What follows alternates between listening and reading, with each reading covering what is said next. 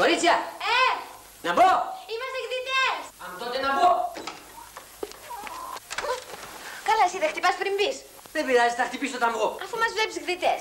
Πρώτον, δεν βλέπω, καθότι στραβέγγλο. Δεύτερον, μετά το τηλεγράφημα και να βλέπα, δεν βλέπω τίποτα. Τρίτον, δεν έχει. Τι είπε ο Ανδρέας? Τι να πει ο Ανδρέας? Ο Ανδρέας θα τις φορέσει τουαλέτες. Έχεις ξαναδεί Ανδρέα με φουρό? Δηλαδή τα παρατάμε και φεύγουμε? Όχι. Τα κρατάμε και μένουμε και ντυνόμαστε. Λοιπόν, ή πουλάμε φουστάνια ή τα χάνουμε όλα. Γι' αυτό, ντυθείτε γρήγορα και κατακτήστε τις γυναίκες. Εγώ με τον Ανδρέα θα κατακτήσουμε τους άντρες. Τα πορτοφόλια σου δηλαδή. Εσύ με τον Ανδρέα? Παιδιά, έχει ένα σχέδιο υπέροχο, ένα σχέδιο μεγαλείο.